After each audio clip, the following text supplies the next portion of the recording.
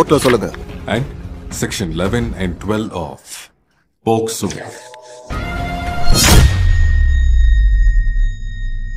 பொதுவான ஒரு விஷயம் என்னன்னா, போக்சோ சட்டங்கிறது வந்து 18 வயசு கீழே உள்ள பசங்களுக்காக கொண்டு வந்த ஒரு சட்டம். அப்படியாப்பட்ட சட்டம் முதலில் யாருக்கு தெரியும்?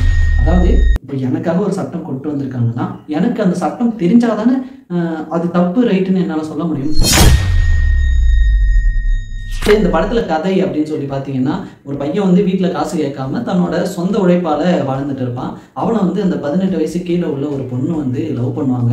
2 பேரும் கொஞ்ச நாள்ல வந்து காதலில் இணைஞ்சிருவாங்க. மறுபக்கம் பொண்ணு வீட்டு சைடு பார்த்தீங்கன்னா, அவங்க ஊர்லேயே கொஞ்சம் மதிப்பு மிக்க பெரிய ஆளாக இருப்பாரு.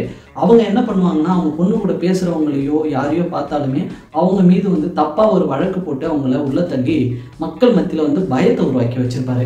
இப்படி நடக்கும்போது இவங்க 2 பேரும் லவ் பண்ற விஷயம் அவருக்கு தெரிஞ்சு போக அவர் என்ன பண்ணுவாருன்னா, இந்த பையன் மேல இல்லாத போக்சோ சட்டத்திற்கான கேஸ் எல்லாம் போட்டு அந்த பையனை உள்ள தள்ளிடுவாரு.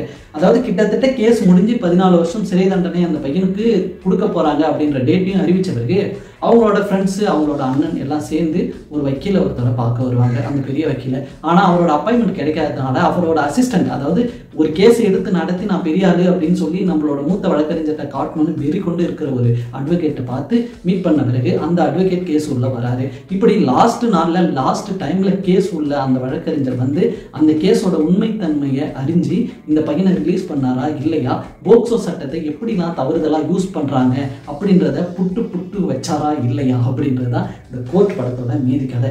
பொதுவாகவே இந்த படம் ஆரம்பிச்சு கொஞ்ச நேரம் ஸ்லோவாக தான் போச்சு.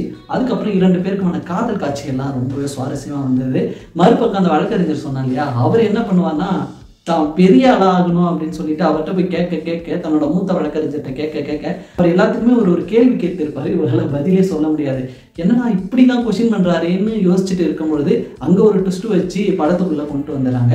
மறுபக்கம் பொண்ணு வீட்டு சைடுனாலே ஊர்ல பெரிய ஆளா தானே இருப்பாங்க, அவங்க அந்த பக்கம் இப்படி போக்சோ சட்டத்தை ஏன் தவறுதலா யூஸ் பண்றாங்க, இதை பத்தின நாலேஜ் ஏன் மக்கள்கிட்ட இல்லை அப்படின்றது வந்து இந்த படம் வந்து ரொம்ப தெளிவா பேசிருக்கு. பொதுவாகவே ஒரு விஷயம் என்னன்னா, போக்சோ சட்டங்கிறது வந்து 18 வயசு கீழே உள்ள பசங்களுக்காக கொண்டு வந்த ஒரு சட்டம்.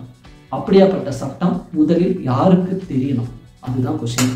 அதாவது இப்போ எனக்காக ஒரு சட்டம் கொண்டு வந்திருக்காங்கன்னா, எனக்கு அந்த சட்டம் தெரிஞ்சாதானே அது தப்பு ரைட்டுன்னு என்னால் சொல்ல முடியும். அப்படி 18 வயசு கீழே உள்ள பொண்ணுங்களுக்கான சட்டத்தை கொண்டு வந்து அந்த சட்டம் ஏன் 18 வயசு கீழே உள்ள பொண்ணுங்களுக்கு அந்த சட்டத்தை பற்றி தெரியல, இது மேஜர் கொஸ்டின்.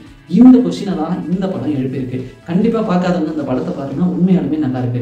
அதாவது காலேஜோ ஸ்கூலோ படிக்கும் பொழுதே இந்த போக்சோ சட்டத்தை பற்றி அந்த குழந்தைகளுக்கு விலாவாரியான எக்ஸ்பிளைன், இதெல்லாம் தப்பு இதெல்லாம் ரைட்டு அப்படின்னு சொல்லிட்டு அந்த சட்டத்தை பற்றின ஒரு தெளிவான புரிதல் இருக்கணும். இன்னொன்று, போக்சோ சட்டத்திலையும் பல மாறுதல்கள் பண்ண வேண்டியது இருக்கு அப்படின்றது மாதிரி இந்த படம் வந்து ஒரு மிகப்பெரிய ஏற்படுத்தியிருக்கு.